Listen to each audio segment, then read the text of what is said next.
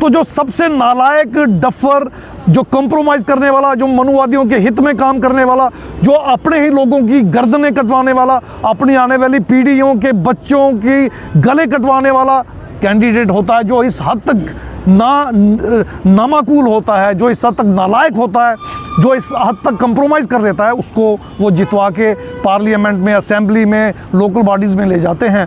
गूंगे बहरे हाँके जाने वाले जानवर बन के रह गए हैं। बाबा साहब ने यहाँ तक कहा कि अगर ये भौंकने वाले कुत्ते भी होते तो मैं इनकी इज्जत करता, कि कम से कम अपने समाज के हितों की रक्षा के लिए भौंकते तो सही, ये उससे भी बदतर हैं, तलवे और पता नहीं क्या क्या चाटने वाले कुत्तों की इनकी हालत हो चुकी है। तो बाबा साहब ने यही चाहा था कि पॉलिटिकल रिजर्वेशन ख़त्म की जाए। सोत्रा साहब, जैसे कि आप पॉलिटिकल आरक्षण की बात कर रहे हो, वो पॉलिटिकल आरक्षण किसकी बदौलत? वो भी तो बाबा साहब की बदौलत ही मिला है। तो पॉलिटिकल आरक्षण के खिलाफ आप यहाँ पर धरने पे बैठे हुए हो, उसका क्या कारण है? बाबा साहब ने बड़ी सूझबूझ और सोच समझ के साथ पॉलिटिकल आरक्षण जो मांगा था, वो उन्होंने सबसे पहले 1932 की राउंड टेबल कॉन्फ्रेंस में इंग्लैंड में मांगा था। और उन्होंने वहाँ पे ये शर्त रखी थी कि रिज़र्व कैटेगरी का जो भी कैंडिडेट खड़ा होगा, उसको सिर्फ रिज़र्व कैटेगरी के ही लोग वोट डालेंगे। यानी SC ST का कैंडिडेट होगा तो SC ST ही वोट डालेगा। इसी तरह OBC के लिए भी अगर वो मांगते तो यही मांगते कि अगर OBC का कैंडिडेट हो तो वोट डालने वाले भी OBC के ही लोग हों, तभी ऐसा कैंडिडेट, ऐसा प्रतिनिधि चुन के आगे जाएगा जो अपने लोगों के हितों की रक्षा कर पाएगा। मगर चालाक गांधी और नेहरू और उस वक्त की कांग्रेस और उस वक्त की RSS इस बात से डर गई। उन्हें पता था जब इनके रियल रिप्रेजेंटेटिव असेंबलियों, पार्लियामेंटों में आएंगे तो वो अपने लोगों के हितों की बाखूबी रक्षा करेंगे और जल्द ही इस देश के शासक बन जाएंगे। इस चीज़ को ख़त्म करने के लिए राउंड टेबल कॉन्फ्रेंस से वापस लौटते ही मोहनदास करमचंद गांधी नाम के उस छात्र व्यक्ति ने मरण व्रत रख लिया। बाबा साहब ने उसके जवाब में यहाँ तक कह दिया कि मुझे चाहे मेरे घर के बाहर वाले पहले खंबे की लैंप पोस्ट के साथ फांसी पर लटका दो, मैं अपने लोगों के हक अधिकार नहीं छोड़ूंगा। इस पर गांधी जी ने उनको मैसेज भिजवाया कि अगर मैं मर गया तो अछूतों की बस्तियाँ अलग होती हैं, तथाकथित ऊंची जाति के मेरे लोग उनको जलाकर राख कर देंगे, मार देंगे, काट देंगे। अंबेडकर, जिसके लिए आप लड़ रहे हो वो बचेंगे तभी उनके लिए लड़ पाओगे, वरना वो मारे जाएंगे, तुम लड़ते रह जाओगे। तो बाबा साहब ने इस बात को समझते हुए कि ऐसा हो सकता है और मेरे लोगों का बहुत बड़ा नुकसान हो सकता है, अभी मेरे लोग पढ़े लिखे समझदार नहीं हैं, अभी मेरे लोग लड़ने के काबिल नहीं हैं, जब तक ये इस काबिल नहीं हो जाते शायद मुझे थोड़ा सा कंप्रोमाइज़ करना पड़ेगा।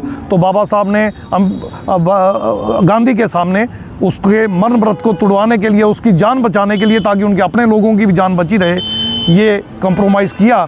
और जो आरक्षण आज हमें मिलता है, ये आरक्षण तब हमें मिला।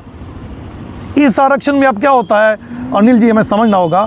अब कैंडिडेट SC का हो चाहे ST का हो, और कई लोकल बॉडीज रिजर्वेशन में OBC का भी होता है, उसे वोट अपर कास्ट के लोग डालते हैं, पैसा अपर कास्ट के लोग खर्चते हैं, RSS उसको मैनिपुलेट करती है, EVM मैनिपुलेट करती है।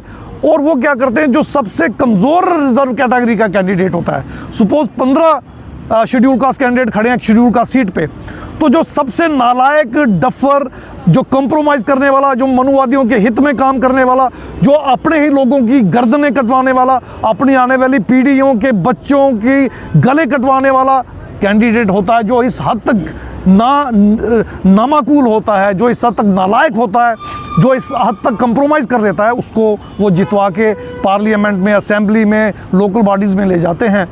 फिर उसके हाथों से हमारे बच्चों के गले कटवाते हैं, हमारी आने वाली पीढ़ियों को बर्बाद करवाते हैं। ये बात देखते हुए 1954 में बाबा साहब ने शेड्यूल कास्ट फेडरेशन की नेशनल मीटिंग में लाकर, नेशनल कन्वेंशन बुलाकर दिल्ली में एक रेजोल्यूशन पास किया कि पॉलिटिकल रिजर्वेशन आज ही ख़त्म हो जानी चाहिए, और नेहरू को इमीडिएटली भेज दिया। आप देखिए, बाबा साहब इसके खिलाफ थे, इसके बावजूद आज तक कोई राजनीतिक दल इसको ख़त्म नहीं करना चाहता, क्योंकि इसके माध्यम से मनुवादी राजनीतिक दल भड़वे, दल्ले और दलाल पैदा कर लेते हैं। उनके माध्यम से SC ST OBC माइनॉरिटी के हमारे गले काटे जाते हैं, हमारी आने वाली पीढ़ियों के गले काटे जाते हैं। आज देखिए, कास्ट बेस्ड सेंसस की आवाज़ पूरे भारत में सारा OBC पूरी ताकत से उठा रहा है, लेकिन रिजर्व कैटेगरी के लोग जो कांग्रेस में है, BJP में, कहीं भी है, खास करके भाजपा में ही हैं, वो सी तक नहीं कर रहे। इसी तरह रिजर्वेशन और रिजर्वेशन प्रमोशन का SC/ST का मुद्दा पूरे भारत में SC/ST के सारे लोग पूरी ताकत से उठा रहे हैं, मगर रिजर्व कैटेगरी के लोग इसके विरोध में अपने विरोधियों का सुर में सुर मिला के दबाए जा रहे हैं, नहीं इसे सफल होने दे रहे। इसी तरह हमारी स्कॉलरशिप सारी बंद कर दी गई SC/ST OBC की स्कूलों में, एडमिशनें बंद कर दी गई और खर्चा एजुकेशन का इतना बढ़ा दिया कि हमारे आने वाले बच्चे अब पढ़ नहीं पाएंगे।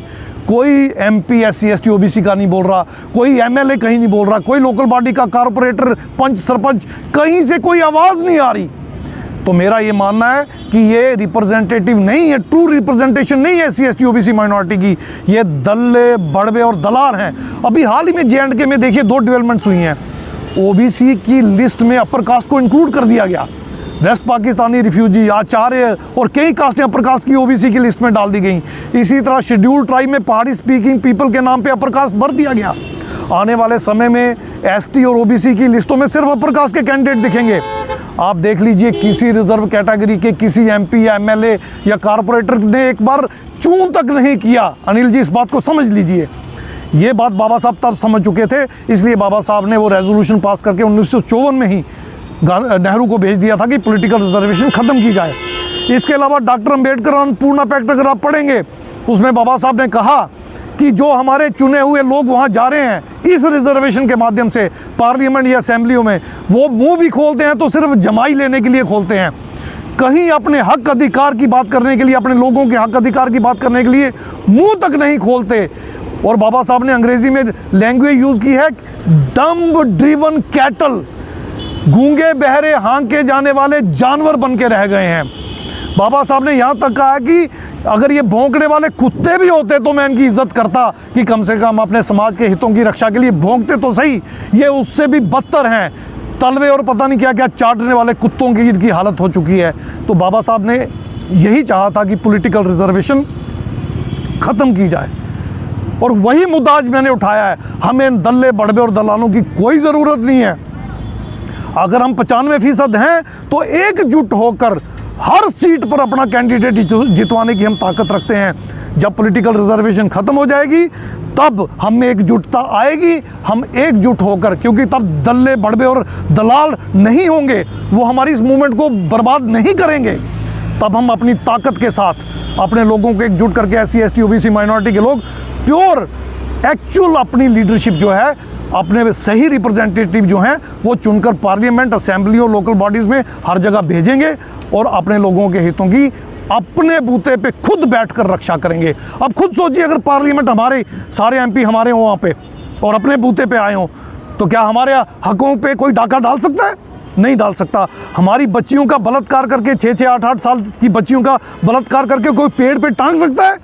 हम उनके पूरे खानदानों को लाइन में खड़ा करके गोली काट कर सकते हैं। जब हम वहाँ पहुँचेंगे, कानून के दायरे में ऐसा कानून पास कर देंगे कि ऐसे बलात्कारी के पूरे परिवार को गोली से उड़ा दिया जाए, और किया जा सकता है, ये हम ही कर सकते हैं। लेकिन ये तब तक संभव नहीं है जब तक दल्ले, दलाल, भड़वे पॉलिटिकल रिजर्वेशन के माध्यम से वहाँ बैठे रहेंगे। तो मेरा ये मानना है, पॉलिटिकल रिजर्वेशन ख़त्म होते ही हमारा ये काम बहुत तेज़ी से, दिन दोगुनी रात चौगुनी तरक्की करेगा, और जल्द से जल्द हमारे ट्रू लीडर्स जो हैं, ट्रू लीडरशिप, ट्रू रिप्रेजेंटेशन जो बाबा साहब की लीडरशिप है, बाबा साहब चाहते थे, जो फुले साहब चाहते थे, जो पेरियर चाहते थे, जो अयंकाली चाहते थे, ट्रू लीडरशिप असेंबली और पार्लियामेंटों में जाएगी और हमारे पूरे समाज की रक्षा होगी, हमारी हिस्सेदारी की रक्षा होगी, हमारी बहू बेटियों, बहनों, बच्चियों की रक्षा होगी। मान्यवर कांशीराम अक्सर कहा करते थे, अगर आपको अपनी बहू बेटियों, बच्चियों की रक्षा करनी है, बहनों की रक्षा करनी है, तो शासक बनो। और हम शासक तभी बन सकते हैं जब ये पॉलिटिकल रिजर्वेशन ख़त्म हो जाएगी, तभी ये संभव हो पाएगा। वरना दल्ले, दलाल और भड़वे अपर कास्ट लोगों की पार्टियों में, मनुवादी पार्टियों में पैदा होते रहेंगे, वो हमारे समाज को बरगलाते रहेंगे, और हमारा समाज इनको अपना सच्चा लीडर समझकर अपना सब कुछ गंवाता रहेगा, अपनी बच्चियों के बलात्कार करवाता रहेगा, अपनी एजुकेशन गंवाता रहेगा, नौकरियां गंवाता रहेगा, अपना सारा तरक्की का रास्ता बंद कर लेगा। मेरा ऐसा मानना है कि उनके लिए एक ही रास्ता बचा है, पॉलिटिकल रिजर्वेशन ख़त्म हो, ट्रू लीडरशिप आ गया है, real representative parliament, assembly, local bodies हर जगह जाएं और फिर हम अपनी बात चलाएं। बाबा साहब के संविधान को ट्रू लेटर और स्पिरिट में हमें एप्लीकेबल तभी कर पाएंगे जब हम ऐसा करेंगे। इसलिए मैंने कहा पॉलिटिकल रिजर्वेशन नहीं होनी चाहिए। ये मैं नहीं, मेरा मसीहा मुझे कह के गया है, मैं अपने मसीहा का प्रोग्राम आगे बढ़ा रहा हूँ। जे थे हमारे साथ अशोक कुमार बसोत्रा जो एडवोकेट हैं हाई कोर्ट के। तो हमारी ये सोच है कि हर संडे को आप यहाँ पे आओ और इनका समर्थन दो और थोड़ा सा कोई कैडर का प्रोग्राम यहाँ पे बनाओ। इनसे काफ़ी सारी इनको नॉलेज है, तो इनसे थोड़ा बहुत आपको कुछ सीखने को मिलेगा। तो जय भीम, इनकलाब जिंदाबाद।